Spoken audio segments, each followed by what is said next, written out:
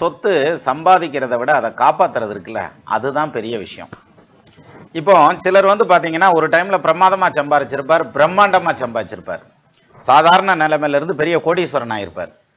அவர் திருப்பியும் கீழே விழுந்து சாதாரண ஆளா போறதுங்கிறதும் உண்டு சிலருக்கு. சிலர் வந்து அப்படியே மெயின்டைன் ஆவாங்க, அல்லது அதுல இருந்து அப்படியே மேலே ஏறிக்கிட்டே இருப்பாங்க அப்படின்ற மாதிரியான அமைப்பு உண்டு. இது யாருக்கு வரும்? அதாவது இந்த ஒரு டைம்ல நல்லா சம்பாதிக்கிறாங்க, அப்புறம் கீழே விழுந்து ஒன்றும் இல்லாமல் போய் அப்புறம் மறுபடியும் சம்பாதிக்கிற டைம் வரும், அல்லது வராமல் கூட போயிடும். இந்த கீழே விழறது அப்படிங்கிற பாயிண்ட் வருதுன்னா எப்படி கவனமா இருக்கிறது? அதுக்கு தான் ஜாதகத்தை பார்க்கணும். அப்ப எப்படின்னா, லக்னத்துக்கு 12ஆம் பாவாதிபதி தசை நல்ல விதமா நடக்குதுன்னா சூப்பரா சம்பாதிப்பாங்க. சரி, அதே மாதிரி இப்ப என்ன தசை நடந்தாலும் சரி, நீங்க எந்த லக்னமா இருந்தாலும் சரி, என்ன தசை நடக்குதுன்னு பாருங்க. அந்த தசைக்கு 12ஆம் இடத்ததிபதி பலமா இருந்து தசை நடத்தினாலும் 11ஆம் இடத்ததிபதி பலமா இருந்து தசை நடத்தினாலும் நல்ல வருமானம் வந்துடும்.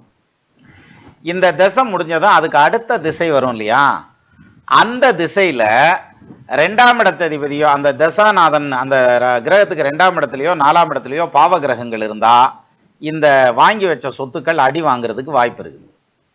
அப்ப என்ன பண்ணணும் அப்படின்னா, தொழில் வந்து அவங்க பேர்ல பண்ணிட்டு இருந்தாங்கன்னா மனைவி பேர்லயோ பிள்ளைங்க பேர்லயோ அல்லது ஏதாவது ஒருத்தர் பேர்ல மாத்தி விட்டுறணும். இந்த சைனிங் ஆத்தரைசேஷனை மாத்தி கொடுத்துடலாம். அதே மாதிரி சொத்து வாங்குறதுங்கிறது வந்து அது இந்த மாதிரி அடுத்த தசை ட்ரபிள் பண்ணுது அப்படின்னு தெரிஞ்சா அந்த முத தசையில வாங்குற சொத்தே மனைவி பேர்லயோ பிள்ளைங்க பேர்லயோ வாங்கிடணும். அப்படி வாங்கிட்டா பிரச்சனை இல்லை. அதை விட்டுட்டு எங்க அம்மா பேர்ல வாங்குறேன், எங்க அண்ணன் பேர்ல வாங்குறேன், என் தம்பி பேர்ல வாங்குறேன்னு வாங்கினா கரெக்டா அந்த தசை மாறையில அவங்களுக்கும் இந்த தம்பி தங்கச்சிகளுக்கும் இந்த சொத்துனாலேயே மல்லுக்கிட்டு வந்துடும். அதனால அடுத்த திசை என்ன செய்ய போகுது அப்படிங்கிறத பார்த்துட்டு இந்த திசையில ப்ராப்பர்ட்டி அண்ட் சேவிங்ஸ், தொழில் இம்ப்ரூவ்மெண்ட் அப்படிங்கிறத பேஸ் பண்ணி கொண்டுட்டு போகணும்.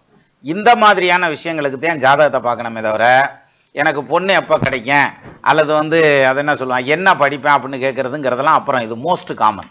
இந்த லைஃப்பை பிளானிங் பண்ணுறோம் இல்லையா, அதாவது ஃபைனான்ஷியல் பிளானிங், இந்த career planning and financial planning and business planning அப்படின்னு போகிறப்ப இந்த மாதிரியான விஷயங்களை பார்த்தா, ஒரு போர்ட் ஆஃப் டைரக்டர்ஸ் இருந்தால் அப்போ நீங்கள் வந்து டைரக்டராக இருக்கீங்கன்னா நீங்கள் இறங்கிட்டு இன்னொருத்தரை டைரக்டர் ஆக்கி விட்டுறலாம்ல, ஒரு சீஃப் ஆக்கிடலாம்ல, அந்த மாதிரியும் பண்ணலாம்.